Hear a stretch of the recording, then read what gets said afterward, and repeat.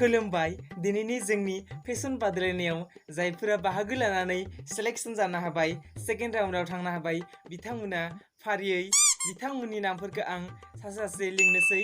ओमफ्राय सासे सासे सिगां बोनो थाखाय खावलायहरनाय जाबाय बिथांमोननि मुंफोरा जेरै आं बुंलांनोसै नामफोरखौ बिथांमोना सासे सासे फैब्लानो जाबाय सिलेक्शन जादों सेथियावनो जादों थङालि नैथियाव खावालि थामथियाव गयश्री ब्रैथियाव हायलोरि बाथियाव गायदे दथियाव थेमफ्रि माबार फै स्निथियाव दांतालि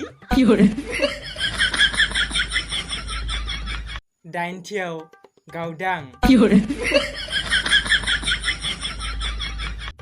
बिथांमोन 8 जना जोंनि सेकेन्ड राउन्डआव सिलेक्शन जाबाय थ' बिदिब्ला बेखिनियानोसै